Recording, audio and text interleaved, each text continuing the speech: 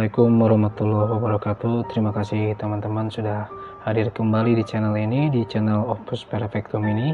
Terima kasih sudah menyempatkan waktunya untuk kembali mengunjungi video terbaru dari kami, dari saya, tentang pembahasan terbaru hari ini. Hari ini kita akan membahas sesuatu yang mungkin cukup disebut berat, tapi sebenarnya tidak berat. Katanya saja yang berat, tapi saya hanya akan menjelaskan tentang perbedaan dari cabang kata tersebut atau definisi kata tersebut, yaitu filsafat. Jadi di sini saya akan menjelaskan perbedaan antara filsafat timur dan barat. Bukan identik dengan filsafat Islam ya. Itu akan saya jelaskan lain hari, lain tema, lain video. Tapi di sini saya akan menjelaskan tentang perbedaan dasar filsafat timur dan filsafat barat. Nah, sebagian dari kita kan selalu skeptis dan selalu negatif mungkin disebutnya ketika mendengar kata filsafat. Karena ketika kita mendengar kata filsafat, kita akan terpikir untuk menjadi atau untuk bersuujon, takut jika belajar filsafat, kita akan menjadi ateis atau tidak menjadi percaya Tuhan. Karena filsafat biasanya disematkan dengan pikiran-pikiran seperti itu. Padahal kan sebenarnya tidak, filsafat itu adalah pendalaman pikiran. Jika teman-teman menyimak atau teman-teman yang baru datang dan baru subscribe lalu baru nonton video dari Opus Perfectum ini, coba dilihat video-video sebelumnya, terutama dari main story atau cerita pertama. Sudah dibikin playlistnya, tinggal dilihat. Itu sebenarnya saya mengajak teman-teman semua, kalian semua untuk berfilsafat secara ringan. Dimulai dengan peristiwa terjadinya alam semesta, itu memang sepenuhnya sains, sepenuhnya ilmu pengetahuan, dan saya benturkan dengan doktrin agama tertentu atau dogma. Nah, itu sebenarnya adalah berfilsafat, artinya mencocoklogikan dua ilmu yang dianggap bertentangan ini disatukan, itu artinya berfilsafat untuk mendapat kesimpulan yang lebih rinci. Lalu saya juga menjelaskan tentang bagaimana algoritma berpikir Nabi Ibrahim dalam mencari Tuhan. Nah, beliau itu sebenarnya saya berusaha menjelaskan bahwa beliau itu berfilsafat, mencari makna, mendalami pikiran. Seperti itu. Makanya saya selalu bilang bahwa pikiran beliau itu jernih. Artinya beliau berfilsafat. Filsafat itu perlu sebenarnya. Karena kita terutama dalam Islam kan dituntut untuk berpikir, sebenarnya seperti itu kan. Nah, seperti itu. Jadi tidak menyeramkan filsafat itu. Justru kita harus mengasah pikiran kita, mendalami pikiran kita dalam mengamati segala sesuatu.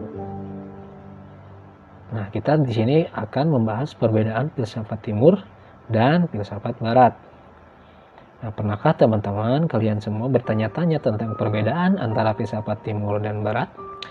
Terlepas dari letak geografis, kedua belahan dunia ini memiliki perbedaan dalam cara hidup dan pendekatan hidup pada umumnya. Cara hidup ini tidak hanya disebabkan oleh topografi dan keadaan fisik yang memainkan faktor penting dalam kehidupan, tetapi juga aliran pemikiran yang mengatur masyarakat besar di bagian timur dan barat dunia. Mari kita lihat dulu apa itu filsafat secara umum dan bagaimana hal itu mempengaruhi dan membuat perbedaan pada masyarakat barat dan timur. Secara umum, filsafat secara universal didefinisikan sebagai studi tentang kebijaksanaan atau pengetahuan tentang masalah umum, masalah fakta, dan situasi yang terkait dengan keberadaan, nilai, alasan, dan realitas umum manusia. Filsafat mencari alasan, jawaban, dan penjelasan umum tentang kehidupan dan faktor-faktornya. Jadi, jika kita berbicara tentang filsafat, kita berbicara tentang aliran pemikiran. Dan jika kita menghubungkannya dengan topik kita saat ini, itu akan berbeda dan datang dengan realitas, masalah, dan situasi orang-orang tertentu seperti dalam hal ini timur dan barat. Jadi tergantung masa, tergantung kebudayaannya. Pada dasarnya, filsafat barat disebut sebagai aliran pemikiran dari filsafat Yunani yang mempengaruhi sebagian besar peradaban barat. Sebaliknya, filsafat timur sebagian besar berbasis di Asia, lebih khusus lagi filsafat di Cina. Selain itu, filsafat barat berakar dari Roma dan kekristenan. awalnya seperti itu, khususnya Yudeo-Kristen. Sedangkan filsafat timur di sisi lain berasal dari Konfusianisme, Buddha, Mahayana, dan Taoisme. Jadi bisa dikatakan bahwa filsafat timur adalah identik dengan Cina klasik, sedangkan filsafat barat lebih berakar pada Latin. Perbedaan utama antara aliran pemikiran atau filosofi timur dan filosofi barat adalah tentang individualisme barat dan kolektivisme timur. Filosofi timur lebih ditarik ke dalam kelompok atau masyarakat atau tindakan dan pemikiran orang sebagai satu untuk menemukan makna dalam hidup. Ketika mereka contohnya mencoba untuk mendalami atau menyingkirkan konsep kata aku ya, kata aku yang salah misalnya, dianggap salah, dan menemukan makna dalam menemukan kata aku yang sebenarnya. Jadi kata aku itu didalami dan dimaknai apa maknanya. Hanya sekedar kata aku dalam filsafat timur, dalam sudut pandang kolektivitas mereka, dan dalam hubungannya untuk segala sesuatu di sekitar mereka atau sebagai bagian dari skema yang lebih besar.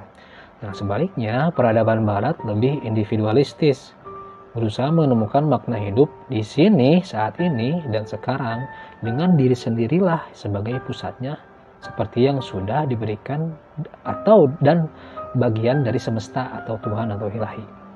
Seperti itu.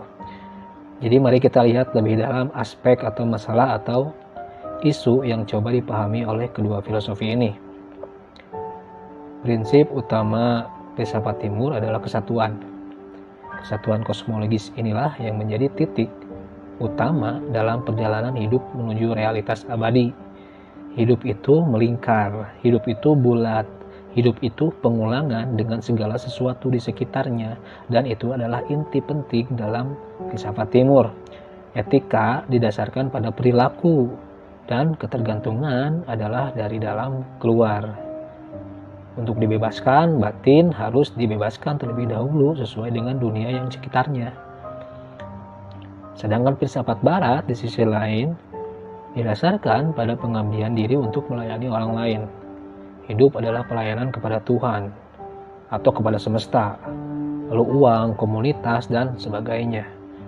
Karena pengaruh awalnya adalah Kristen, pengaruh kuatnya Kristen, harus ada konsep awal dan akhir untuk menemukan makna. Jadi filsafat barat lebih logis, ilmiah, dan rasional dibandingkan dengan konsep filsafat timur yang abadi dan berulang. Jadi tentang reinkarnasi pasti teman-teman tahu kan? Kalian tahu tentang reinkarnasi, itulah kehidupan berulang. Jadi setelah mati kita akan hidup lagi menjadi sesuatu yang sesuai dengan amalan kita sebelum hidup sebelumnya gitu. Kalau kita hidupnya buruk, kita akan menjadi sesuatu yang mungkin dianggap buruk juga di kehidupan sesudahnya setelah mati. Seperti itu filsafat timur, reinkarnasi. Contohnya seperti itu awalnya adalah filsafat timur. Nah, filsafat timur juga berkembang pada kebajikan. Ini akan dijelaskan dengan pendekatan hidup tanpa pamrih. Kepuasan dengan apa yang dimiliki adalah inti kuncinya. Sementara itu, filsafat barat berfokus pada etika.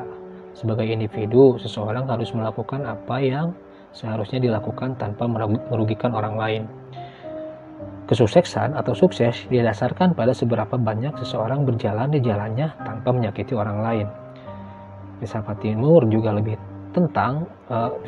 juga berbicara lebih tentang spiritual, sedangkan filsafat barat lebih merupakan gaya praktis atau gaya langsung. Perbedaannya adalah kata aku tadi, aku dalam tanda kutip kata aku ya, dari barat, dan diterjemahkan bisa saja kami dari timur sebagai salah satu fokus untuk menemukan kebenaran dan makna, karena sudut pandangnya tadi yang berbeda, individualitas bagi barat dan kolektivitas dari timur. Kesimpulan ringkasannya adalah filsafat barat terutama digunakan di belahan dunia bagian barat seperti negara-negara Eropa, sedangkan filsafat timur lazim di negara-negara Asia seperti Asia Timur, Cina, Jepang, ada juga dari India juga besar tentang filsafatnya. itu tuh India dan Cina itu filsafatnya juga besar dan berbeda juga. Nanti saya jelaskan di lain video mungkin ya. Filsafat Barat itu berhubungan dengan individualisme, sedangkan filsafat Timur berhubungan dengan kolektivisme yang tadi saya jelaskan ya. Kedua filosofi tersebut berpusat pada kebajikan, jadi intinya sama-sama saja. Filsafat Timur mengambil lebih banyak pendekatan spiritual, sementara filsafat Barat lebih langsung praktis, logikal, seperti itu. Dalam subjek filsafat, pemikiran analitis digunakan untuk menyelidiki masalah eksistensial, sementara filsafat Barat menggunakan logika dan penalaran untuk mengatasi masalah. Filsafat Timur lebih tunduk pada interpretasi. Dalam arti yang lebih luas, budaya Barat mencoba menemukan dan memverifikasi kebenaran melalui penggunaan fakta-fakta akurat dari sumber-sumber logis. Peradaban Timur di sisi lain menerima fakta sebagaimana disajikan dan lebih mementingkan menjaga keseimbangan daripada dengan sumbernya. Ketika sampai pada filsafat Timur dibandingkan dengan filsafat Barat, jadi perbandingan antara keduanya, para filsuf Barat menempatkan nilai yang lebih tinggi pada nilai-nilai individu daripada filsuf Timur yang lebih peduli dengan kewajiban masyarakat demi kesatuan. Seperti itu. Jadi yang seperti saya jelaskan tadi ya.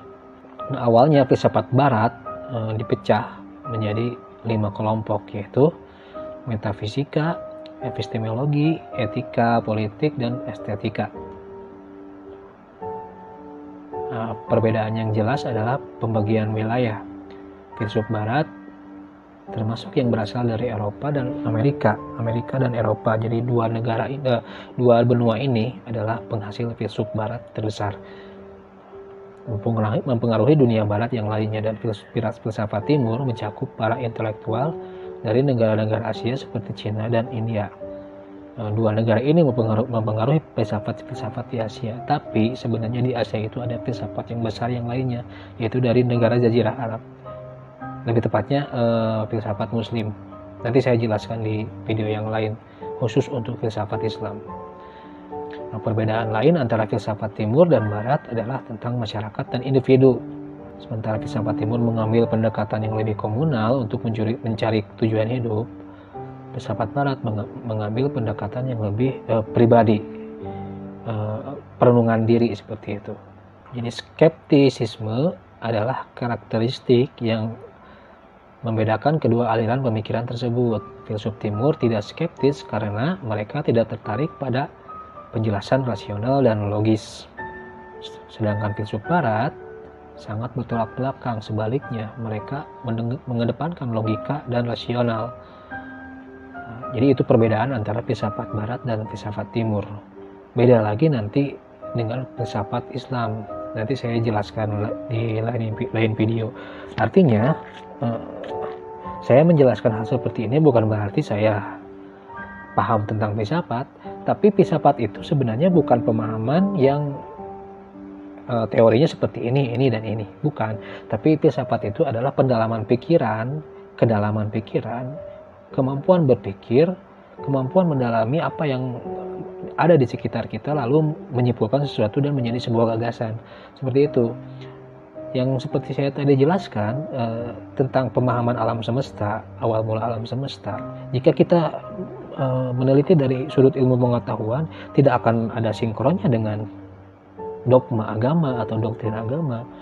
Tapi dalam sudut pandang agama akan menganggap ilmu pengetahuan ini tidak tahu apa-apa, maksudnya tidak wajib dipercayai seperti itu.